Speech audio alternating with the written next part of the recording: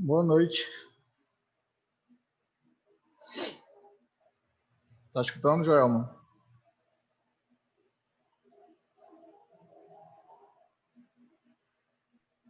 Tô, professor, tô sim. Cadê o Flávio? Ele tá aqui, já vai ligar o dele. Tá, vamos ver.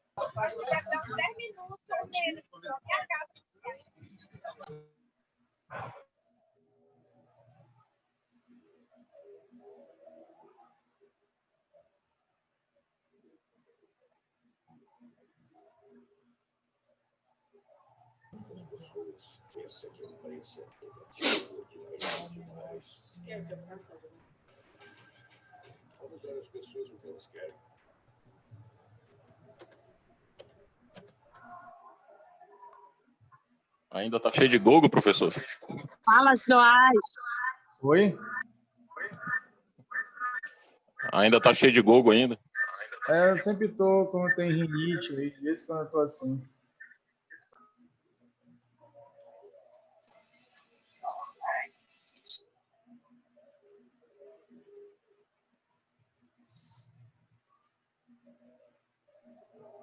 Aí na Isamais é só mofo também, né? Essas salas aí, tudo só mofo. É tu que tá dizendo.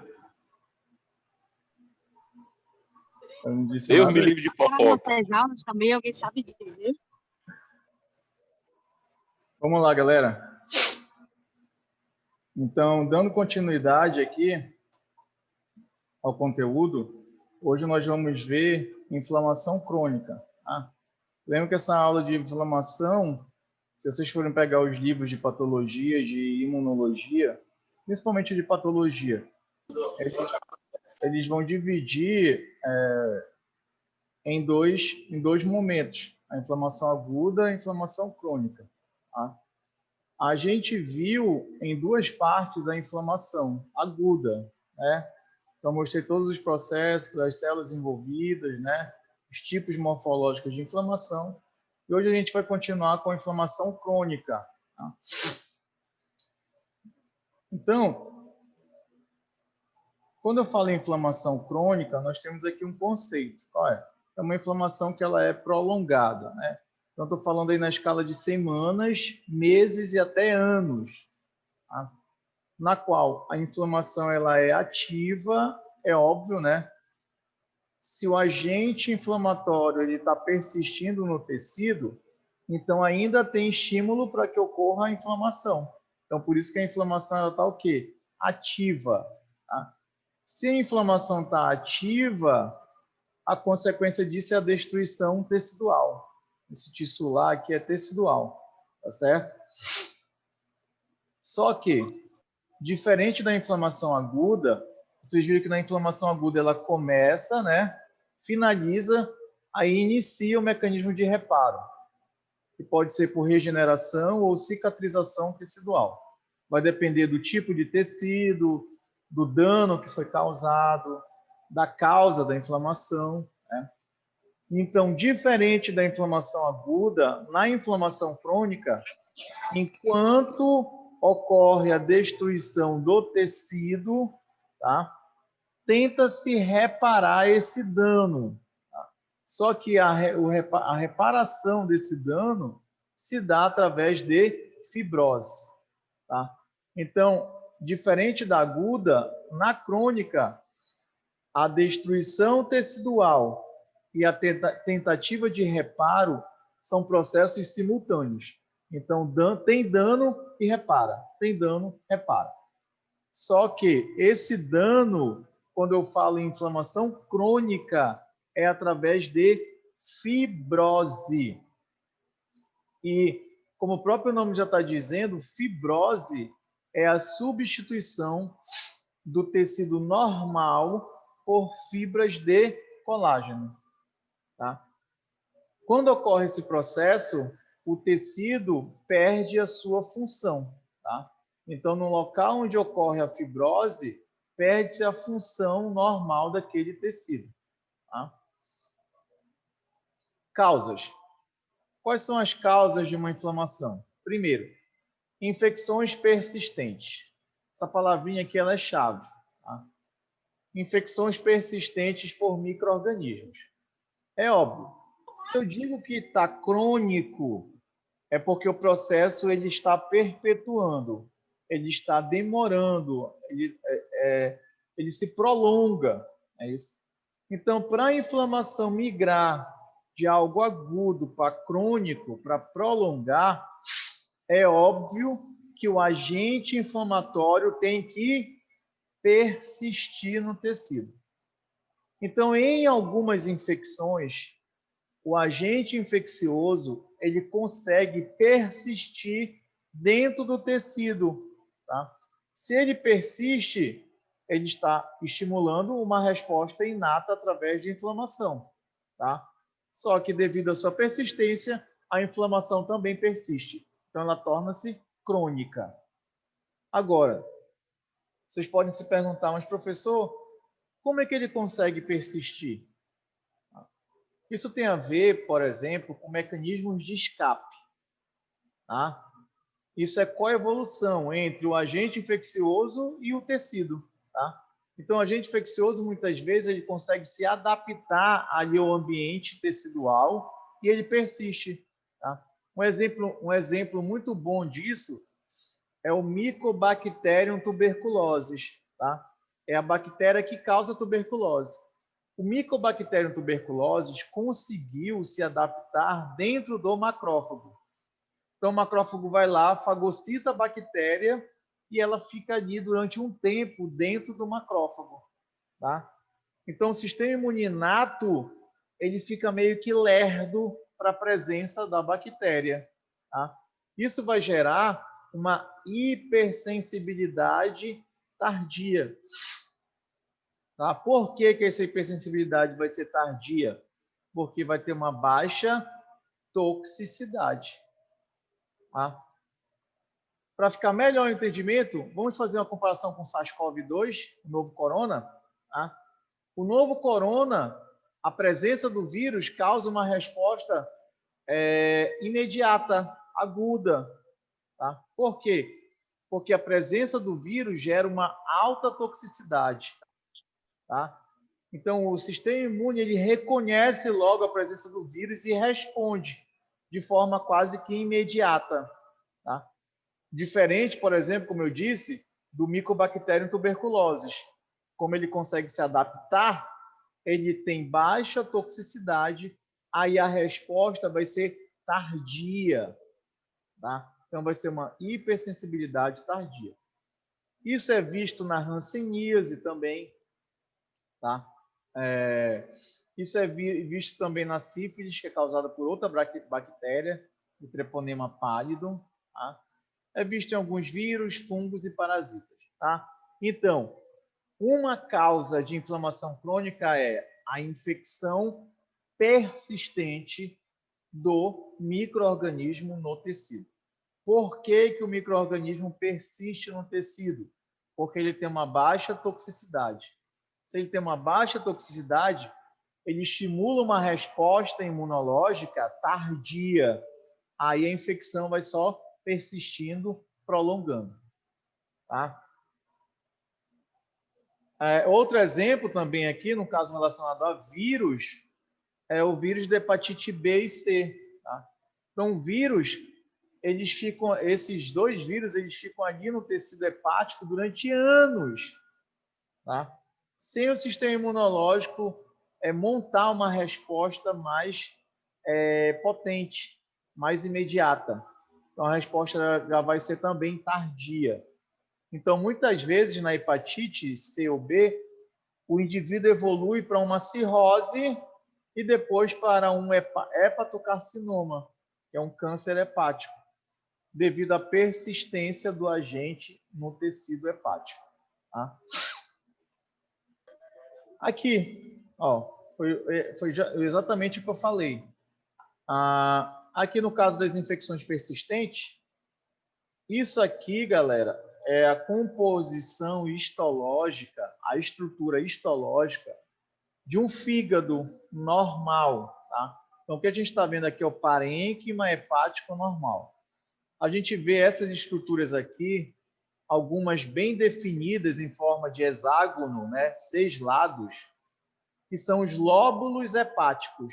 Então, o fígado ele é dividido em lóbulos hepáticos, tá? Esses lóbulos hepáticos, eles são individualizados por essas estruturas bem aqui, que são os septos, tá? Esses septos fibrosos de tecido conjuntivo, né? Eles separam um lóbulo hepático do outro, tá? Então, septos de tecido conjuntivo separam um lóbulo hepático de outro.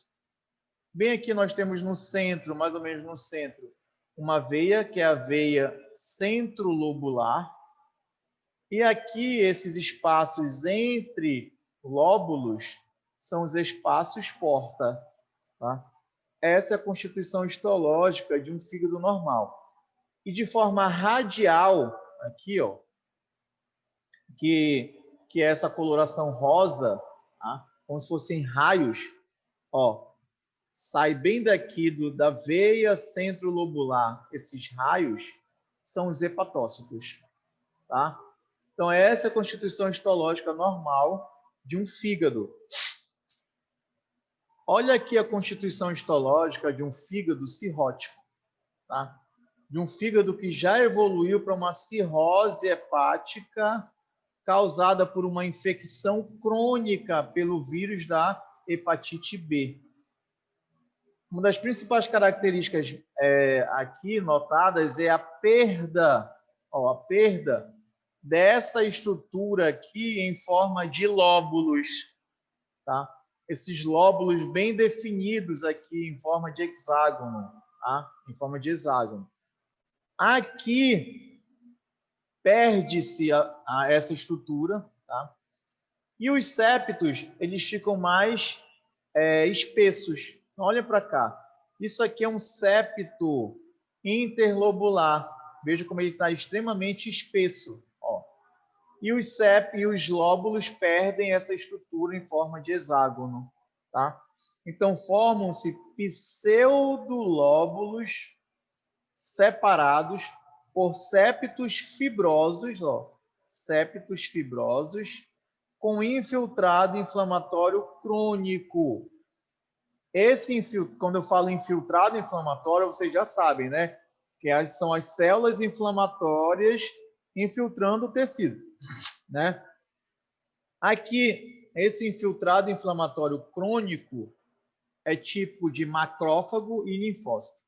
Então, aqui está bem cheio de macrófago e de linfócito, tá? Então, cirrose, pseudolóbulos, tá? Septos, tá? Fibrosos, espessos, cheios de infiltrado inflamatório crônico. Aqui, ó, em maior aumento. Então, ó, pseudolóbulos, ó, um lóbulo, outro lóbulo. Na verdade, são pseudolóbulos, lóbulos falsos, tá? Se a gente for traduzir literal. E a gente vê, olha só, os septos.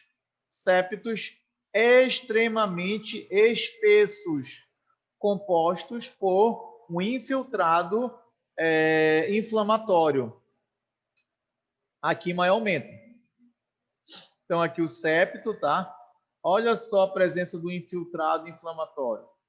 Esse infiltrado inflamatório, como eu disse para vocês, ele é formado por macrófagos e linfócitos, principalmente. Pergunto para vocês, preciso do feedback. Deu para entender essa diferença de um parênquima hepático normal, de um parênquima hepático com cirrose? Só podia só repetir, por favor? Tudo? Não, só a diferença, porque esse aqui do normal, o senhor falou que é pseudolóbulo, de um para o outro, né? O normal aí. não tem pseudolóbulos, são lóbulos verdadeiros, ó, esse aqui, ó, em forma de hexágono, tá? Septo, ó, o septo que individualiza o lóbulo, tá? Isso aqui tudo é o lóbulo, uma veia central que é a veia centrolobular, e dessa veia de forma radial, como se fossem raios de uma bicicleta, digamos assim, temos os hepatócitos, tá? Então, os hepatócitos eles estão dispostos em forma radial. Ficou claro aqui o normal? Tá certo. Agora, quando a gente vai para o cirrótico, olha só, formam-se pseudolóbulos, ou seja, lóbulos falsos, se a gente for traduzir no literal. E a gente observa um espessamento dos septos.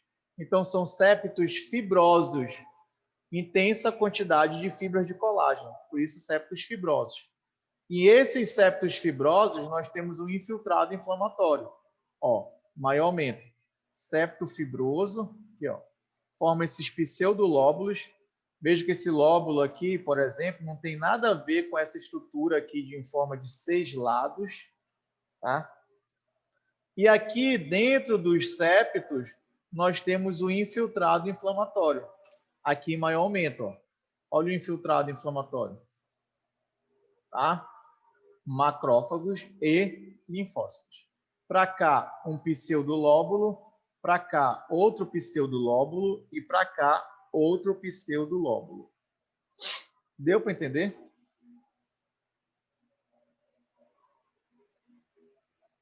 Ou não? Sim, sim, ok. Beleza. É aquela brincadeirinha que eu gosto de fazer com vocês, o micro e o macro, né? Isso aqui é microscopicamente falando. Tá?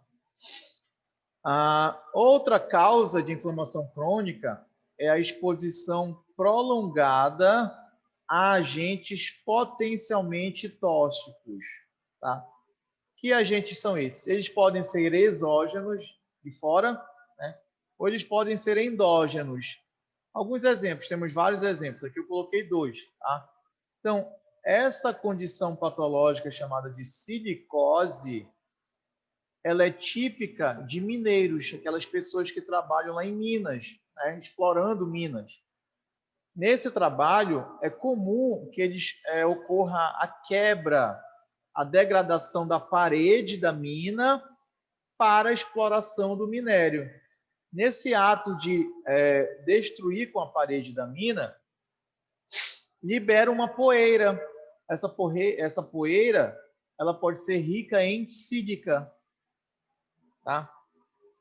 Então, de uma forma prolongada, essa sílica vai sendo aspirada com a poeira e vai se depositando no parênquima pulmonar, tá? No parênquima pulmonar. Conforme essa sílica, ao longo do tempo, vai se depositando no parênquima pulmonar, vai estimulando uma resposta inflamatória que é persistente, prolongada, ou seja, crônica. Tá? Então, os macrófagos alveolares, que são aqueles macrófagos residentes ali do parênquima pulmonar, eles vão fagocitar essas partículas de sílica. Tá? Vai ter uma resposta inflamatória persistente, duradoura, crônica. Por que essa resposta é persistente, é duradoura, é crônica?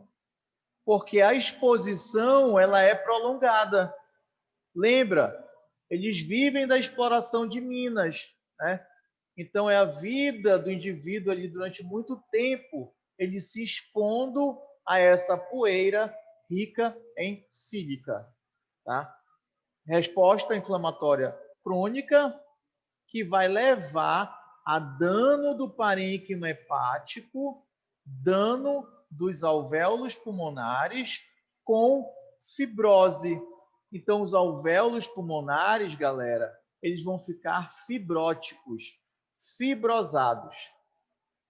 Aí, olha a consequência disso. Lembra que o alvéolo pulmonar, ele tem uma membrana bem fina e associado a essa membrana nós temos vasos sanguíneos para que ocorra a troca gasosa, oxigênio, gás carbônico.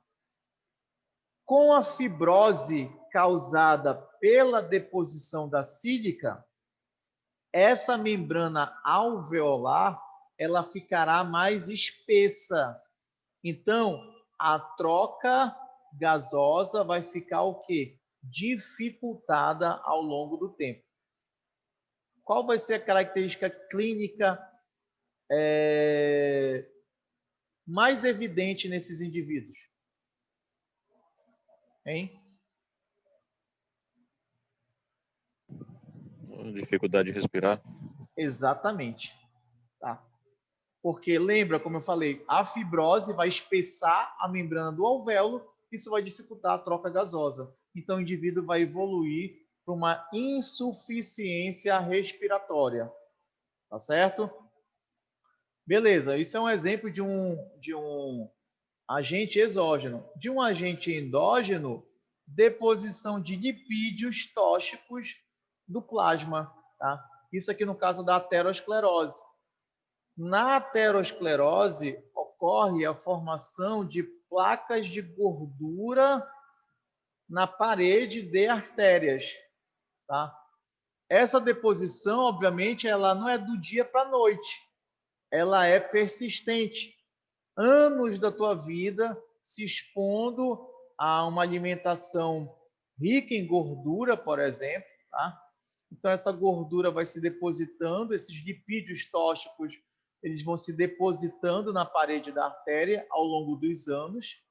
Isso vai estimular uma resposta inflamatória que vai ser crônica, tá? Prolongada, presença de macrófago, presença de linfócito e, com o passar do tempo, fazendo a conexão com outra aula, essa placa gordurosa irá o quê? Calcificar. Tá? Então, a aterosclerose é outro exemplo de inflamação crônica na parede de artérias causada pela deposição de lipídios tóxicos. Onde esses lipídios estão? No nosso próprio plasma, ou seja, endógeno. Ficou claro? Ou compliquei a cabeça de vocês? Ok. Tá salvo. Beleza. Aí aqui outro exemplo de exposição prolongada a agentes potencialmente tóxicos. Eu sei que na sala não tem alguém que ingira, que faça a ingestão de bebida alcoólica. Eu sei que ninguém bebe aí na sala, tá? Mas o fígado cirrótico, ele fica assim, tá? Então, isso aqui é um fígado, o aspecto de um fígado que está num estágio de cirrose hepática alcoólica, causada pelo abuso de álcool. Tá? Primeiramente, galera, que característica que está muito evidente aqui nesse fígado?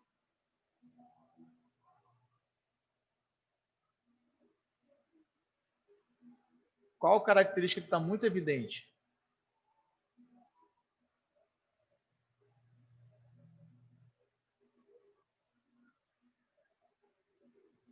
A cor, né? Olha só a cor amarelada. Vocês nunca comeram fígado? Ó, fígado não tem essa coloração, né? Então veja que ele está um fígado extremamente amarelado, esbranquiçado. Por quê? Deposição de gordura, tá? Alcoólatras, eles têm esteatose hepática, deposição de gordura dentro dos hepatócitos, tá? Então, por isso que quando tu tá com uma esteatose hepática, que é identificada essa esteatose, o médico fala logo, ó, corta a bebida, se tu bebes, no caso, né? Então, corta, porque o próprio metabolismo do álcool lá no fígado contribui para essa absorção de gordura e deposição nos hepatócitos, tá? E outra característica que aqui está bem mais evidente, qual é? A presença desses nódulos, tá? São nódulos regenerativos, são micronódulos. O que são esses micronódulos?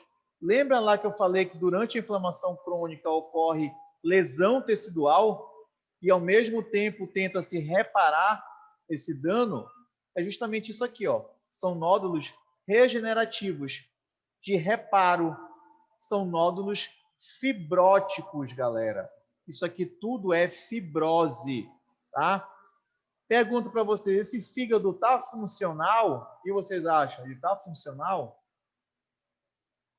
Não tem como. Não tem como, né? Vejam que ele está tomado por nódulos fibróticos.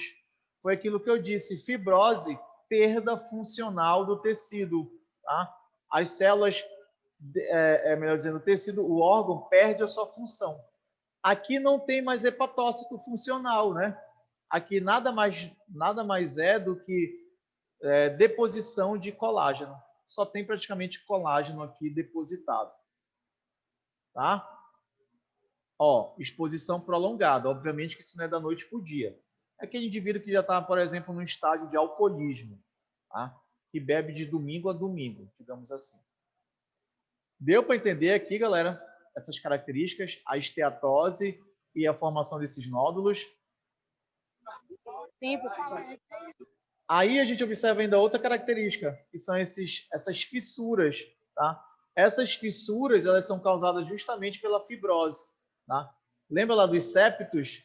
Então, esses septos fibróticos aqui, eles vão dividir esses nódulos, tá? Formando essas fissuras. E uma outra causa de doença de inflamação crônica são doenças inflamatórias imunomediadas, as famosas doenças autoimunes, tá? Artrite reumatoide, esclerose múltipla, tá? Por que que doenças inflamatórias, doenças autoimunes, elas causam inflamação crônica? Qual é o link disso aí? Isso a gente viu lá na imunologia, no tópico de hipersensibilidade. Então, por que que uma doença autoimune gera uma inflamação que é crônica?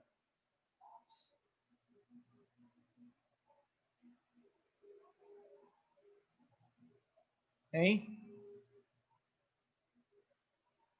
Explicação para isso. Lembra, essas doenças autoimunes, elas geralmente, como o próprio nome está dizendo, se ela é autoimune, tá? Se ela é autoimune, é uma resposta imunológica contra um antígeno do próprio indivíduo, próprio. Né? Esse antígeno, galera, se é do próprio indivíduo, sempre vai persistir ali no indivíduo. Se o antígeno persiste, a inflamação também vai persistir. Deu para entender? É diferente, por exemplo, aqui no caso de uma exposição que é prolongada, por exemplo, o álcool. Eu posso cortar o álcool da minha vida, né? Mas aqui, numa doença autoimune, eu não vou retirar o antígeno que é próprio. Tá? Ele vai persistir. Como ele persiste, a inflamação é prolongada, é crônica. Tá?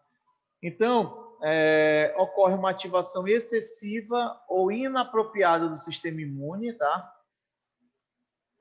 Com isso, nós vamos ter doenças autoimunes, que são reações imunes contra o próprio corpo, ou seja, são autoantígenos, antígenos próprios, tá? Se os antígenos são próprios, olha só, a reação inflamatória vai ser auto-perpetuada. Ela só vai prolongando, perpetuando, perpetuando, perpetuando, já que o antígeno sempre vai estar ali presente. E se o antígeno está sempre presente, se está tendo um prolongamento da inflamação, nós vamos ter também um dano tecidual que é crônico, tá? Então, nós vamos ter uma inflamação crônica, tá certo? Então, essas são as 3 causas, digamos assim, de uma inflamação crônica. Infecções persistentes por micro-organismos, exposição prolongada a agentes potencialmente tóxicos e doenças inflamatórias imunomediadas, que são as doenças autoimunes. Quais são as características morfológicas de uma inflamação crônica? Primeiro, infiltrado. Aqui tem uma diferença em relação ao infiltrado inflamatório observado na inflamação aguda. Na inflamação aguda, vocês viram que esse infiltrado inflamatório ele é composto principalmente por neutrófilos, né? Depois chegam os macrófagos, até o sítio inflamatório. Quando eu penso em inflamação crônica, galera, o infiltrado inflamatório é composto principalmente por mononucleares. Que células são essas? Linfócitos e macrófagos. Aí, quando eu penso em linfócito, eu penso em linfócito T, penso em linfócito B. Tá? Gravem isso. Pensou em inflamação crônica, pensa em macrófago e linfócito. A destruição tecidual ela é persistente, tá? É óbvio, se o agente inflamatório persiste, a inflamação vai persistir, logo o dano também vai persistir. Mas diferente da aguda, enquanto ocorre dano tecidual, tenta-se reparar esse dano, mas o reparo vai ser feito através de cicatrização, ou seja, fibrose. Foi o que vocês viram aqui, né? Fibrose, tá? Então, o tecido danificado, ele vai ser substituído por tecido conjuntivo, fibrose, tá? Aqui só para mostrar uma inflamação, uma característica morfológica de uma inflamação crônica, tá? No pulmão, tá? É uma inflamação crônica no pulmão, mostrando algumas 3 características histológicas. Coleção de células inflamatórias crônicas aqui, ó. A gente está vendo várias células inflamatórias crônicas. Não dá para definir, obviamente, se é macrófago, se é linfócito, mas aqui, com certeza, tem macrófago, tem linfócito, tá? 2, destruição do parênquima, que são os alvéolos normais, são substituídos por outros alvéolos, tá? Aqui, ó, alvéolo pulmonar, alvéolo pulmonar.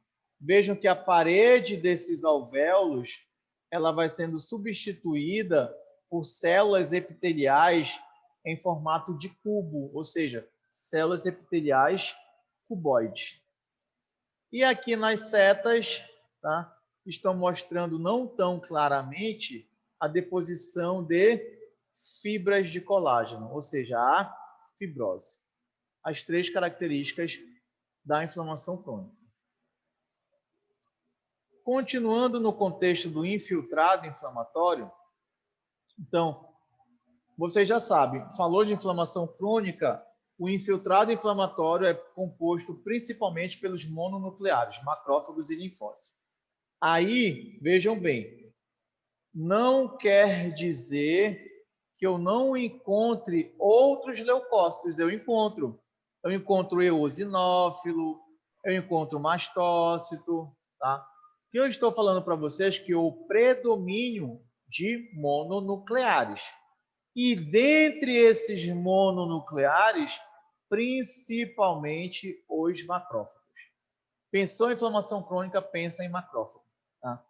Então, essa evolução de um macrófago. Tá?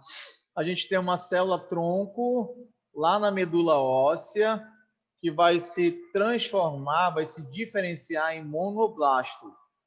Esse sufixo blasto indica uma célula imatura que ainda vai passar por estágios de amadurecimento. Esse monoblasto sai da medula óssea, cai no sangue, onde ele vai se transformar em monócito.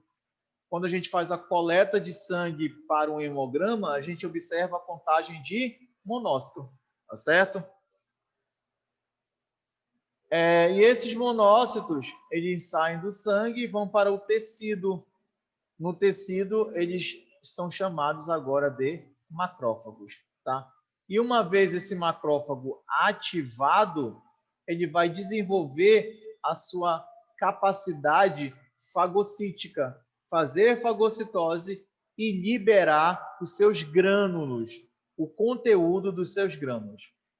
O que é que tem aqui no conteúdo desses grânulos? Enzimas lisossomais digestivas e espécies reativas do oxigênio. Tá? Que são espécies, são moléculas altamente danosas para as nossas células. Tá? Então, esse é um macrófago ativado.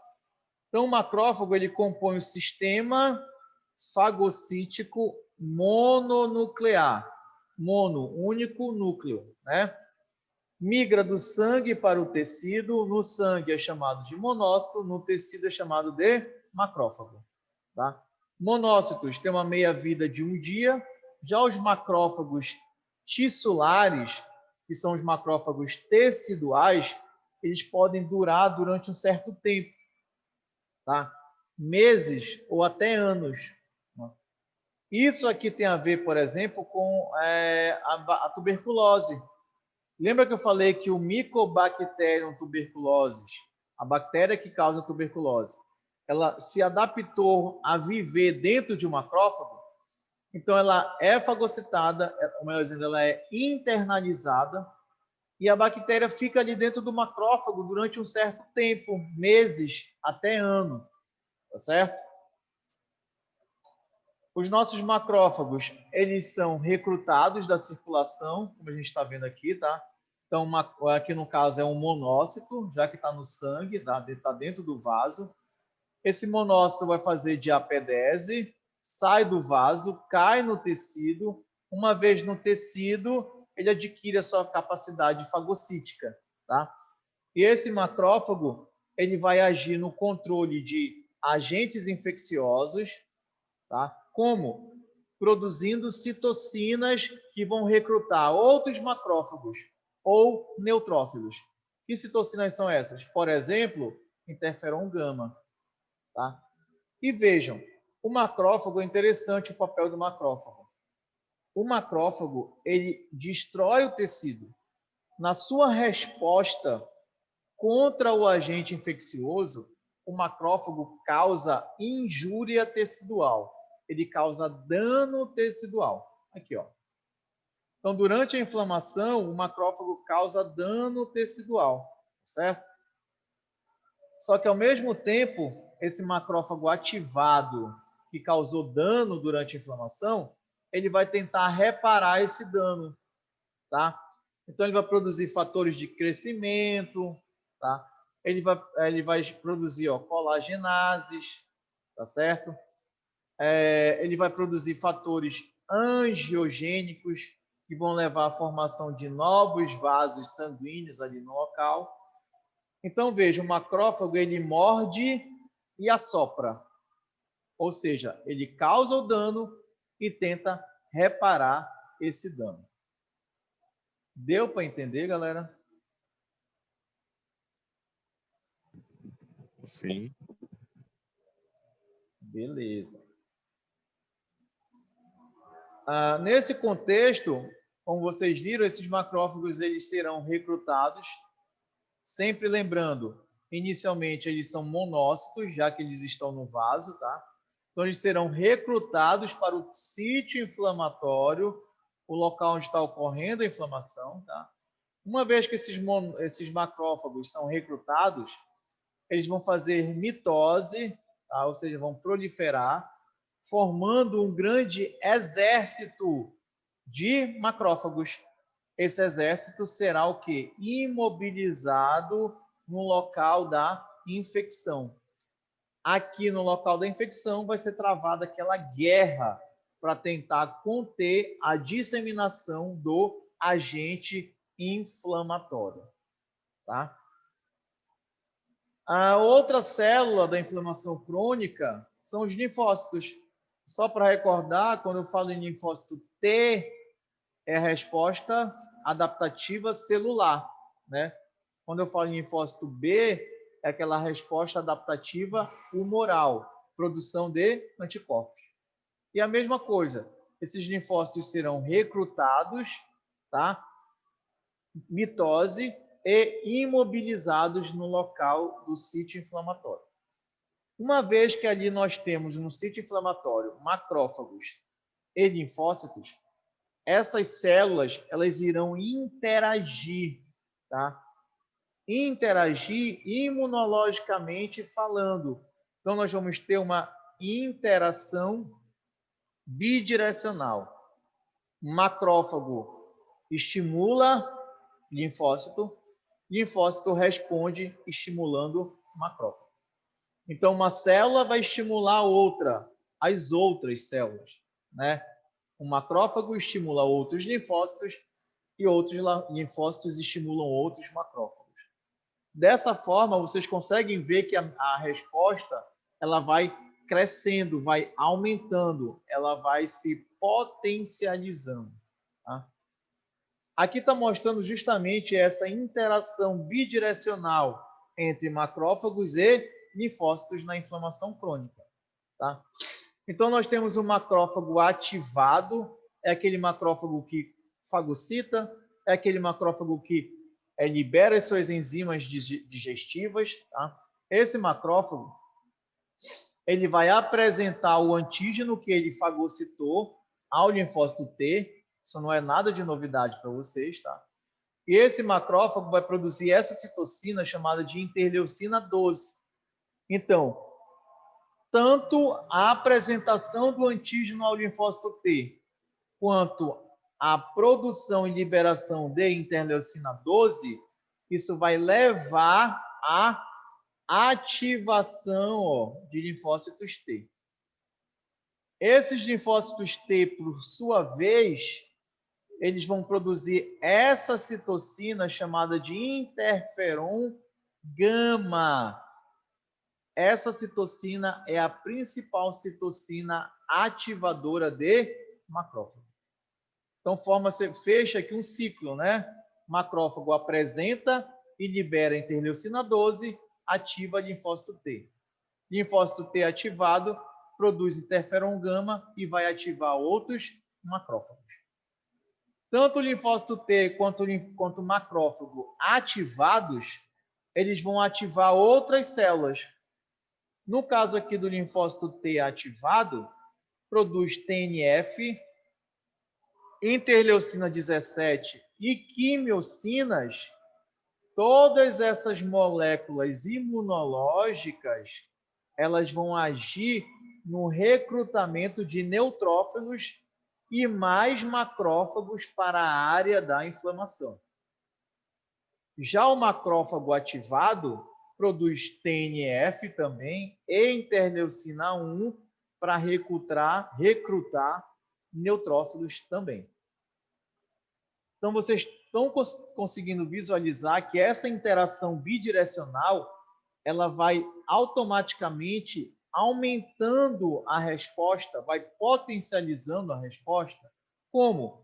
Através do recrutamento de mais leucócitos para o local do sítio inflamatório. Tá? As outras células da inflamação crônica, aqui no caso os eosinófilos, que tem esses grânulos. Tá? Os eosinófilos são as células envolvidas em processos alérgicos e infecções parasitárias. Tá? Dentro desses grânulos, nós temos a proteína básica principal. Essa proteína vai ser tóxica para os parasitas. Então, essa proteína vai ser liberada na superfície do parasita e começa a digerir, degradar com o parasita. Mastócitos, que vocês também conhecem, são células envolvidas tanto na inflamação aguda quanto na inflamação crônica.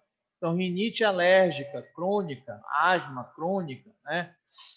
Então, durante a reação aguda, vai ocorrer a liberação desses grânulos aqui, ó, melhor dizendo, a desgranulação. Quando ocorre a desgranulação via contato com o alérgeno e via receptor de anticorpo de classe IgE, esses grânulos vão liberar mediadores químicos inflamatórios, dentre eles a histamina, que vai desencadear toda a reação inflamatória característica de uma alergia. Tá? Então, são outras células da inflamação crônica. As principais, macrófagos e linfócitos. Então, diante dessa abordagem geral da inflamação, pergunto para vocês, deu para entender? Deu para ficar claro?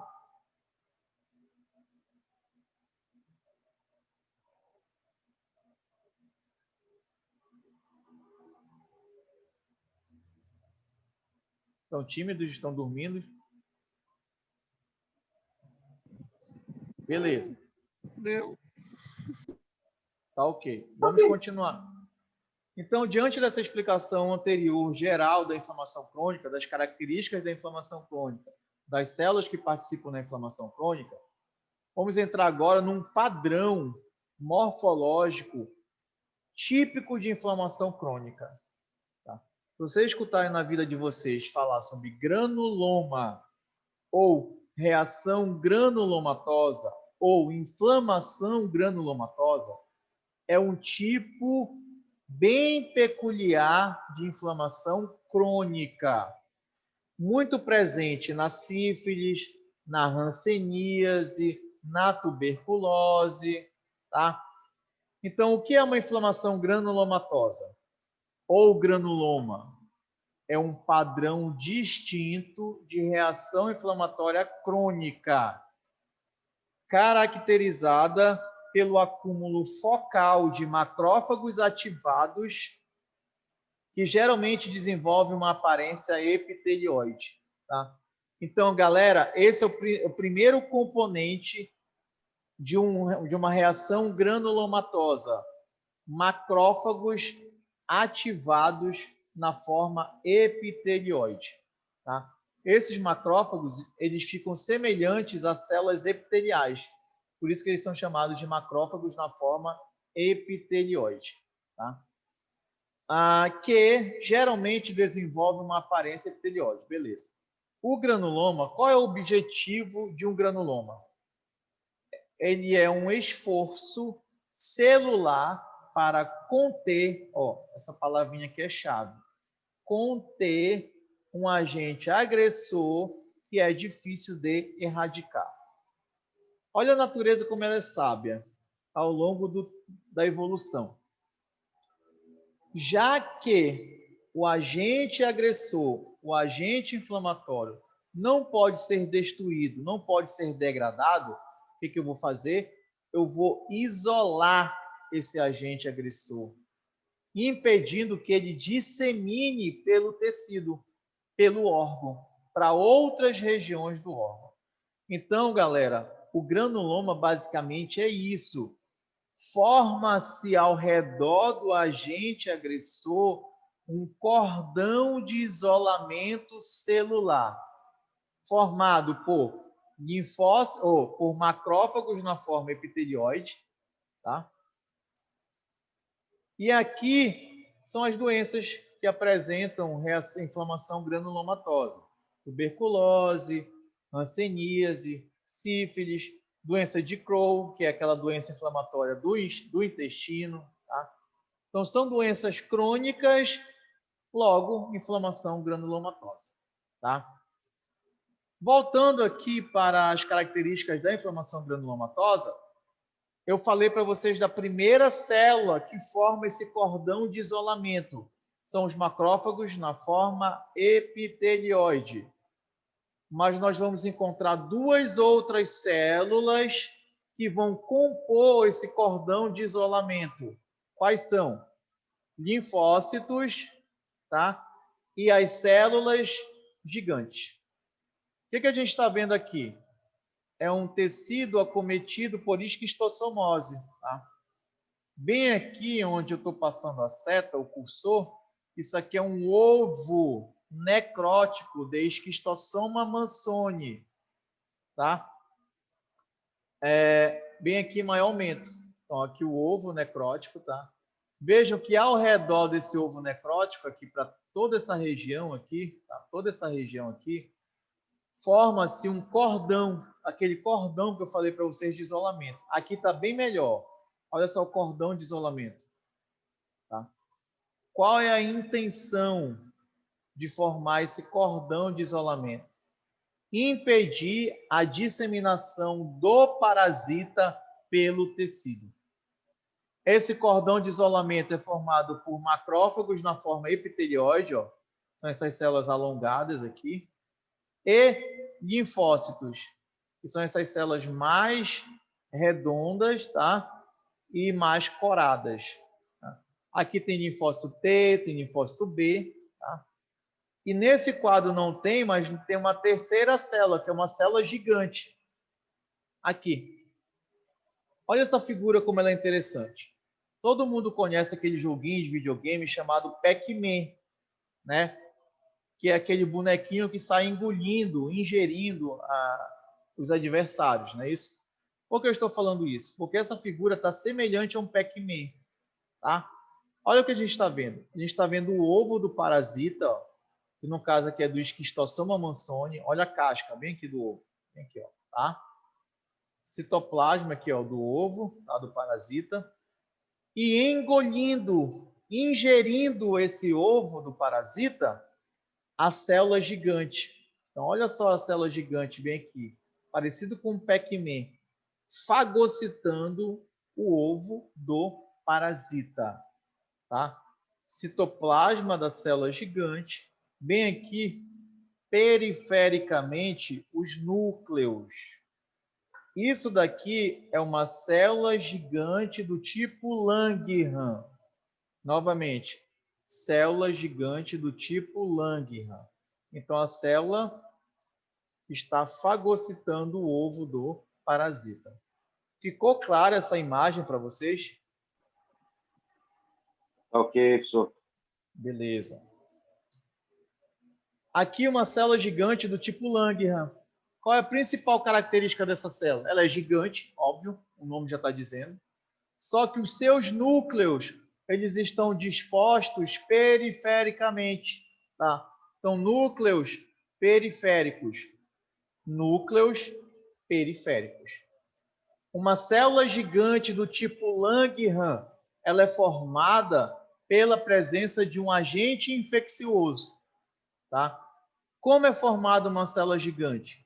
Pela união de 20 ou mais macrófagos. Então, olha a pergunta que eu vou fazer para vocês. O que vocês acham? Vocês acham que o ovo de um parasita, aqui, ó, esse ovo aqui, ele é grande ou ele é pequeno quando eu comparo com um macrófago?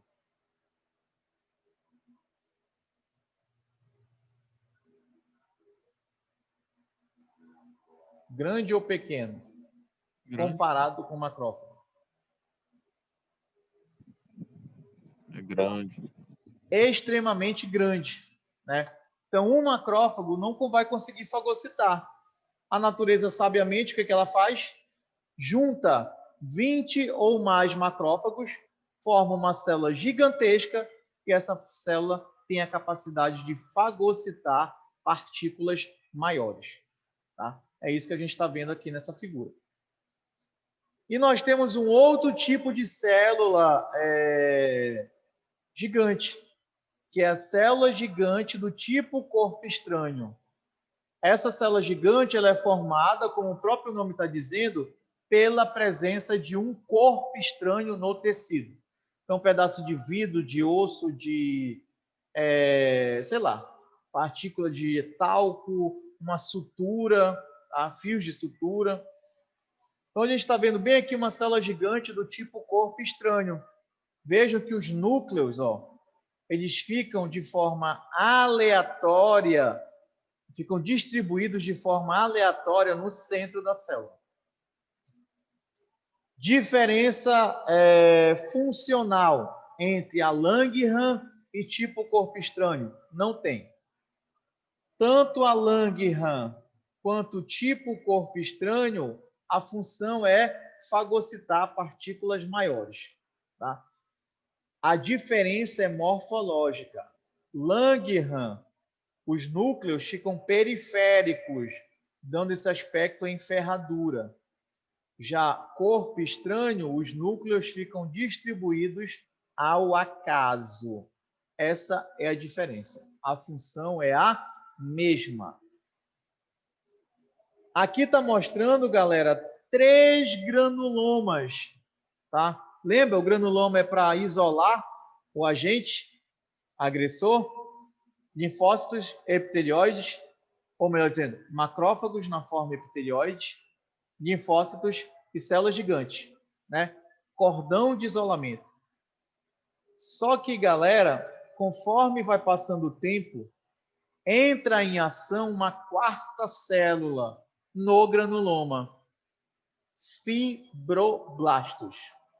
Então, ocorre o recrutamento de fibroblastos para o local do granuloma.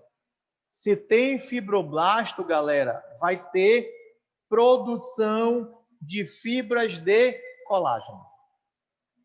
Então, esses fibroblastos vão produzindo colágeno e vão depositando esse colágeno ao redor do granuloma, com o passar do tempo. É o que a gente vê bem aqui. Então, aqui a gente vê o granuloma, tá? Granuloma, granuloma. E ao redor do granuloma, a gente vê esses feixes azulados, né? Esses feixes azulados são feixes de fibras de colágeno. Então, corante específico para colágeno dá essa tonalidade azul, tá? Então, ó, colágeno se depositando ao redor do granuloma. Vocês estão conseguindo entender? Se está tendo deposição de colágeno, está formando uma cápsula fibrosa, tá? Uma cápsula fibrosa ao redor do granuloma. Então vejam que todo esse mecanismo imunológico ele vai ocorrer para tentar isolar o agente aqui dentro, evitando que ele dissemine. Tá certo? Deu para entender ou não?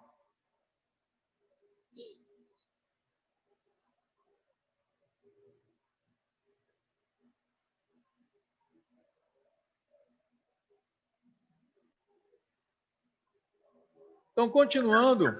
Tá ok, tá ok.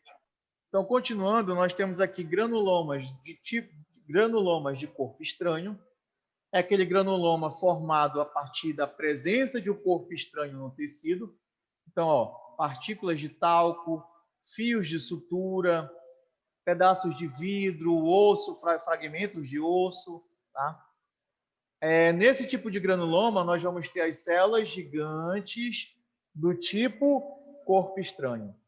São aquelas em que os núcleos ficam distribuídos ao acaso.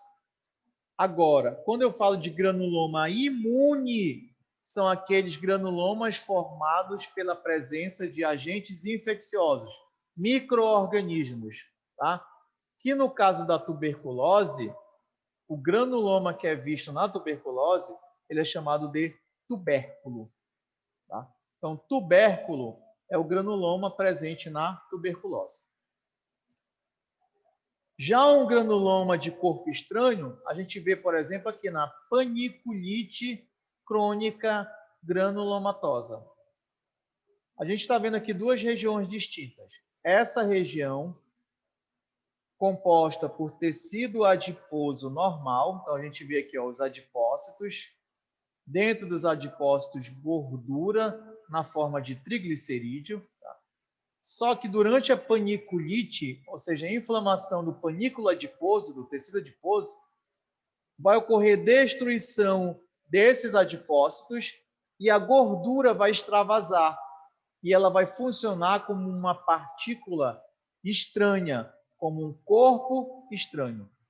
E essa partícula estranha será isolada. Olha aqui, ó. Gotícula de gordura, gotícula de gordura, gordura, gordura, gordura, gordura. Ou seja, está cheio de partículas de gordura em maior ou menor tamanho. E veja que o cordão de isolamento, bem aqui está bem evidente, o cordão de isolamento, macrófagos na forma epitelioide, linfócitos e células gigantes. Tá? Aqui, ó, novamente, gotícula de gordura, célula epitelioide, aqui, ó, várias células epitelioides, essas células mais alongadas, tá? E aqui, presença de células gigantes. Ó, célula gigante, bem aqui, núcleos ao acaso, célula gigante, bem aqui, gordura, gordura. Tá certo? Novamente, célula gigante, célula gigante, célula gigante, célula gigante, célula gigante. Tipo corpo estranho, tá? Gigantócito de corpo estranho. Então, entrando na parte final da aula, eu finalizo essa explicação sobre granuloma relacionado aos granulomas vistos na tuberculose. Tá? Então, a tuberculose é uma doença causada por uma infecção bacteriana, né? O Mycobacterium tuberculose. Esse Mycobacterium tuberculose será inalado. Tá? Ele vai ser inalado e transportado através dos pulmões, e essa bactéria vai se alojar nos alvéolos pulmonares. Tá? Então, inala, a bactéria vai parar lá no alvéolo. Chegando no alvéolo, lembra que nós temos aqueles macrófagos residentes, que estão só monitorando a chegada de algo ali no parênquima pulmonar. No caso do pulmão, são os macrófagos alveolares. Então, os macrófagos alveolares estão ali próximos dos alvéolos, monitorando a chegada de algo. É o que a gente vê na tuberculose. O que a gente vê aqui? Vamos por partes.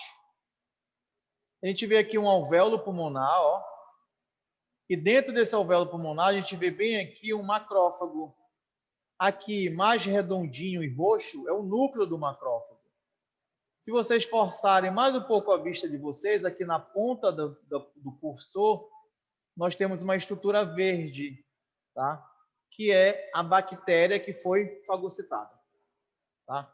Então, novamente, alvéolo, macrófago, bem aqui. Dentro do macrófago, a bactéria que foi fagocitada. Tá? Lembra no início da aula que eu disse que a bactéria que causa tuberculose, ela se adaptou dentro do macrófago? Beleza. Então, ela vai persistir durante algum tempo dentro do macrófago. Algumas bactérias, tá? Esse macrófago cai aqui na circulação linfática, tá? Da circulação linfática, ele vai para onde? Nos linfonodos mais próximos, né, do pulmão. Chegando aqui na região dos linfonodos próximos do pulmão, no que nós visualizamos bem aqui? O macrófago, tá? Aqui, ó, um macrófago, com a bactéria que foi fagocitada, e para quem que o macrófago apresenta os seus antígenos? Para os linfócitos T. Então, lá nos linfonodos, o macrófago vai apresentar antígenos da bactéria para os linfócitos T, ativando esses linfócitos T. É aquela história da interação bidirecional que eu falei anteriormente. Tá? Então, aqui uma vez fagocitada, ocorre remoção da bactéria dos alvéolos para próximo dos vasos linfáticos. Aqui, ó. Remoção da bactéria pelo macrófago, vaso linfático. 2. Macrófagos infectados apresentam antígenos bacterianos aos linfócitos T. Aqui, o macrófago apresentando para os linfócitos T. Bem aqui, um linfócito T, aqui outro linfócito T, aqui outro linfócito T. Beleza. Já aqui no passo 3, o que nós visualizamos aqui no passo 3? Macrófagos ativados, formando um cordão ao redor das células infectadas e mortas. Então, algumas células irão morrer, algumas bactérias irão ali proliferar, e tanto essas células mortas quanto essas bactérias em proliferação, elas vão ficar o quê? Isoladas pelo cordão de isolamento celular que eu falei para vocês. Então, vejam que está dando início à formação do granuloma. Aqui. Macrófagos circundando as bactérias e as células mortas. Tá? Aqui vai ser travada uma guerra. Tá?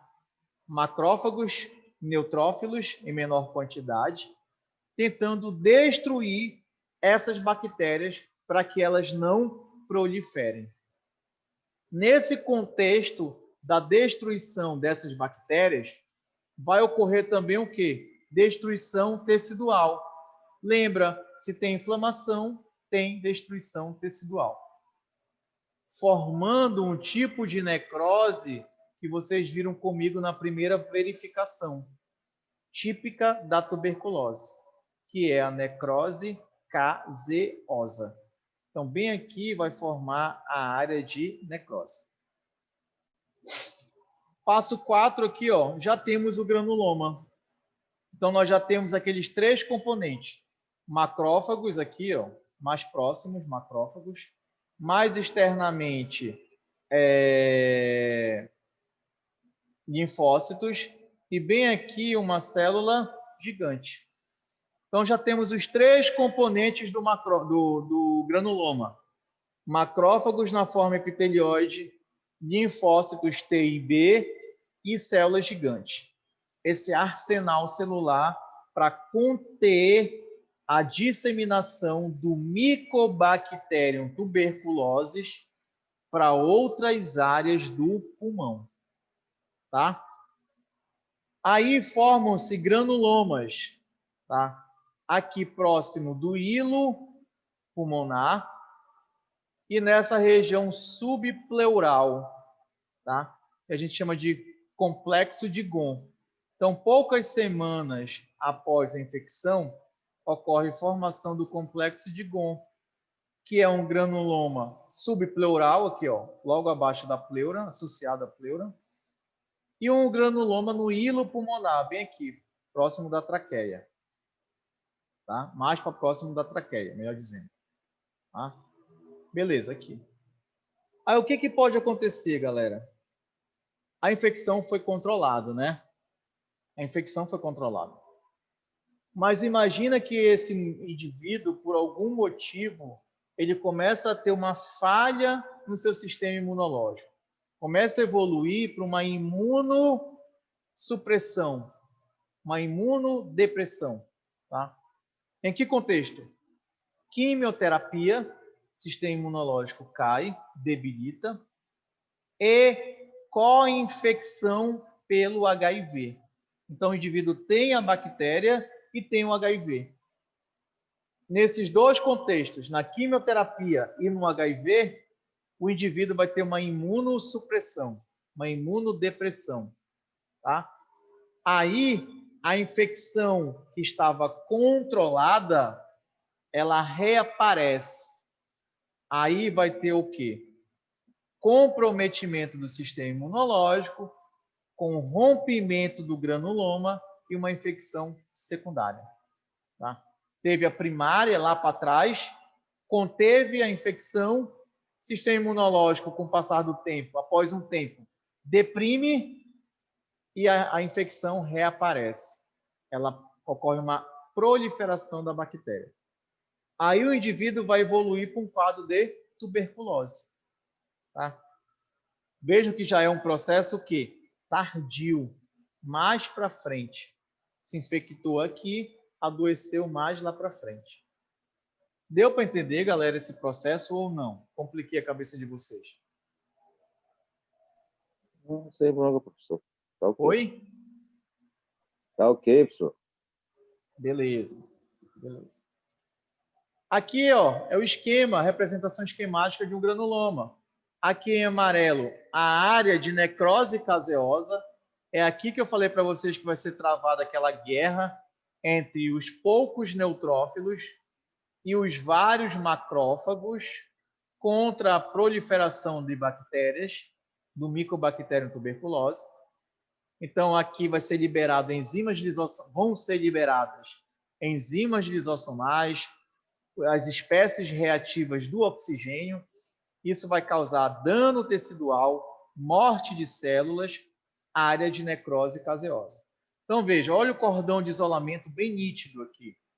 Ele é formado principalmente por macrófagos, né? Mais externamente linfócitos T e B, e mais externamente, como eu adiantei para vocês, vai ocorrer o recrutamento de fibroblastos. Aí aqui, fibroblasto. Se tem fibroblasto, tem a produção de fibras de colágeno.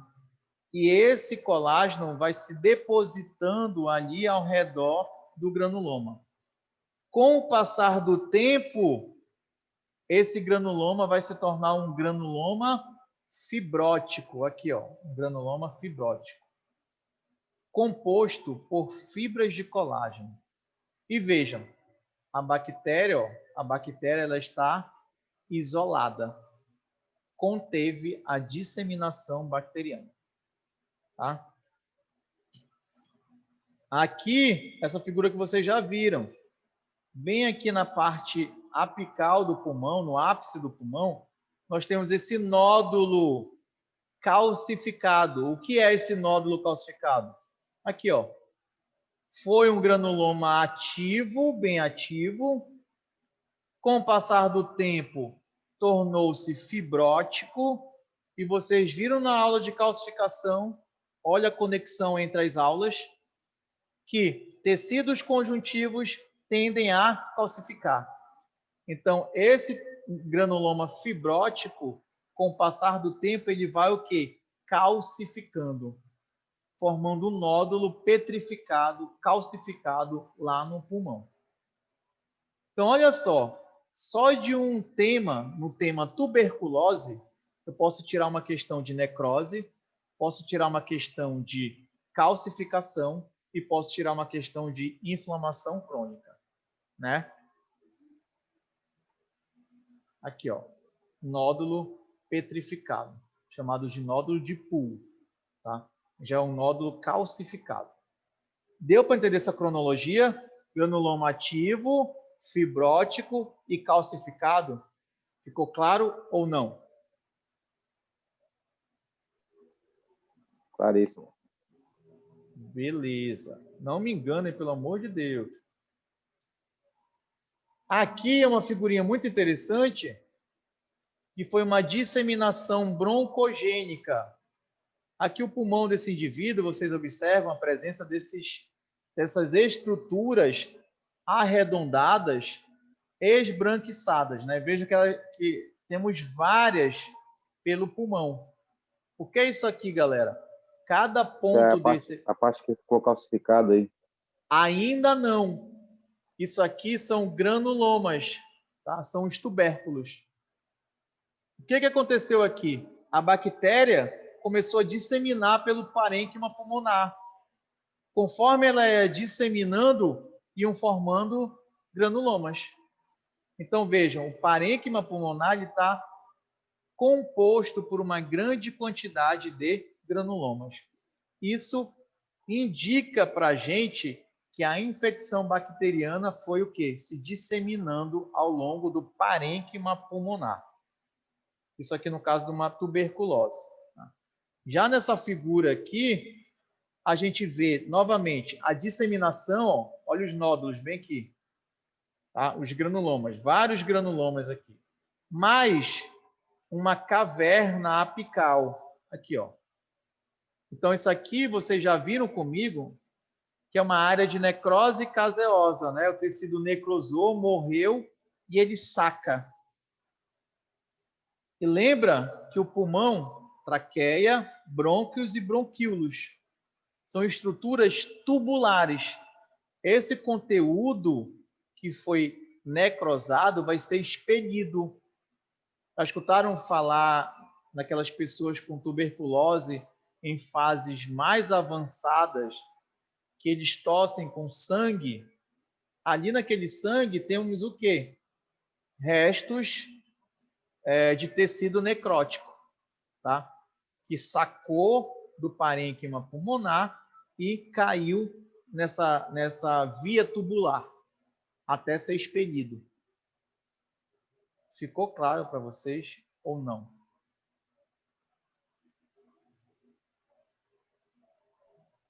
Sim, professor. Beleza. Então aqui o macroscópico, né? E aqui o microscópico. Granulomas, aqui essa parte rosada, aqui é o granuloma. Aqui um granuloma. Vejo que aqui nós temos esses pontos, né? Vários pontinhos. Esses pontinhos que estão em cima da área da necrose caseosa são linfócitos, são macrófagos, tá? Então isso aqui é o granuloma. Vejam que aqui ocorreu uma grande destruição de alvéolos pulmonares. Essa figura está muito interessante, porque nós temos alvéolos normais, livres, para cá, ó, espaços livres, e para cá nós temos alvéolos obstruídos, tá? Por um exudato fibrinoso. Então, ó, olha esse alvéolo totalmente obstruído. E aqui alvéolos destruídos, tá? Em maior aumento, alvéolo pulmonar, estão o quê? Obstruídos por um exudato fibrinoso, ou seja, cheio de fibrina. Então, a fibrina foi se depositando aqui dentro do alvéolo com a saída do plasma. Então, ocorre a saída de um plasma rico em fibrinogênio. Quando cai no alvéolo pulmonar, transforma esse fibrinogênio em fibrina e vai acumulando dentro. Aqui em maior aumento. Ó, olha esse alvéolo pulmonar em rosa, depósitos de fibrina. E essas células aqui, esses pontos arroxeados, são as células inflamatórias. Macrófagos, linfócitos. Pergunto para vocês, galera. Qual característica clínica é muito evidente quando o indivíduo chega nesse estágio aqui, de obstrução dos alvéolos pulmonares? Não consegue mais respirar, né? Exatamente. Dificuldade para respirar, dispneia, né? Que é observada agora, obviamente, na COVID. Então, na COVID, ocorre destruição desses alvéolos. Ocorre obstrução e destruição dos alvéolos pulmonares. Aí o indivíduo fica com dispneia, dificuldade para respirar, tá? Aqui células gigantes do tipo Langerhans, né? Na tuberculose, núcleos periféricos, citoplasma abundante. Isso aqui eu já comentei. E o último slide, para finalizar a aula. a associação de inflamação crônica com câncer. Sim, galera. Tem uma associação entre uma inflamação crônica e câncer. A inflamação crônica em um tecido pode levar ao desenvolvimento de um câncer. Isso é visto nitidamente em infecções pelo HBV, que é o vírus que causa a hepatite B, e infecções pelo HCV, que é o vírus que causa a hepatite C. Tanto o HBV quanto o HCV são agentes infecciosos causadores de câncer hepático, ou seja, hepatocarcinoma. Tá? Por quê? Esses vírus, galera, eles conseguem persistir lá no fígado durante muito tempo. A persistência desses vírus no parênquima do fígado de anos, décadas, né? Então a infecção ela é persistente, a infecção é prolongada e vocês sabem, se a infecção é prolongada, tem inflamação. Se tem inflamação prolongada, também tem dano tecidual prolongado. Tá? Então, conforme essa inflamação vai se perpetuando, vai prolongando, vai causando dano ao tecido hepático. Aí tem um detalhe, que esses danos eles vão levar a modificações no DNA da célula, no DNA dos hepatócitos. Então, o dano persistente causado pela infecção persistente causa dano ao DNA. Essas mutações, ao longo dos anos, elas irão acumular na célula até que a célula transforma e fica uma célula maligna, que vai levar a um câncer hepático. Por que que ocorre esse dano ao DNA? Vamos para a figura. A gente está vendo aqui, imaginem que aqui são hepatócitos, tá? São hepatócitos lá no fígado. E bem aqui é o vírus entrando na célula, no hepatócito. Tanto o HBV, por exemplo, ele não é citopático, ou seja, é um vírus que entra na célula e não causa destruição da célula. Então, ele fica lá na célula. Tá? Só que enquanto ele está ali na célula, ele está causando inflamação, uma resposta inflamatória crônica. Se tem inflamação, nós vamos ter neutrófilos, que são aqui os polimorfonucleares, ó.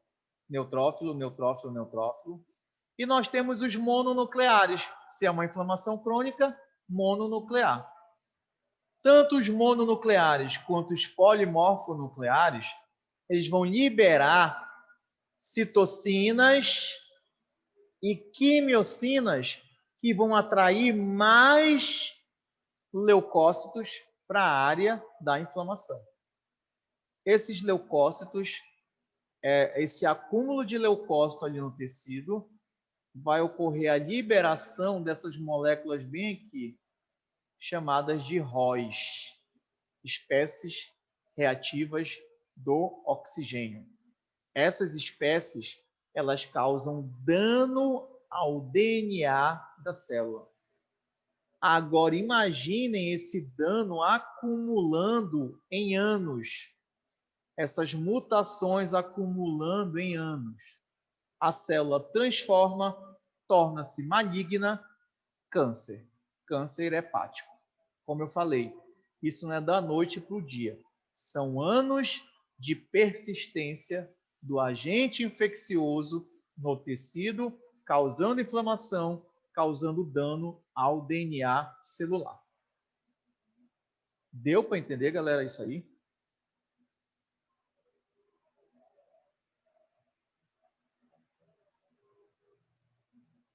Já estão dormindo?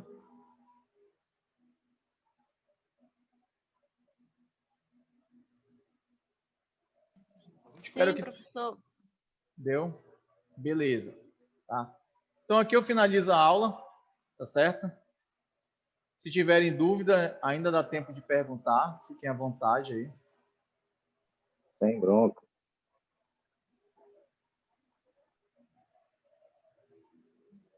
Então, galera, valeu pela presença. Na próxima aula, é uma aula que tem conexão com inflamação, que são mecanismos de reparo. A gente vai ver regeneração tecidual, a gente vai ver cicatrização, formação de uma cicatriz, cicatrizes do tipo queloide. Eu vou mostrar para vocês o princípio de ação de alguns medicamentos cicatrizantes, alguns medicamentos que vão agir na queloide. Tá? Então, é uma aula bem interessante também, porque tem muito na prática, na nossa prática. Tá certo? Eiran, falando em prática, vai ter prática ainda? Cara, vai ter, só que semana que vem não vai ter de novo, porque vai ser outro feriado, né? Mas ainda vai ter, ainda vão ter, acho que vão ser 2 segunda-feiras ainda antes da prova, eu creio. Ah, você está perguntando por causa do decreto? Isso aí. Ah, não, até agora não foi informado nada para a gente. A priori ainda vai continuar, mas ainda não foi informado nada. Mas com certeza, a partir do momento que for oficializado, eles vão avisar vocês. Tá certo? Tá, beleza. Valeu, galera. Boa noite. Boa noite. Beleza.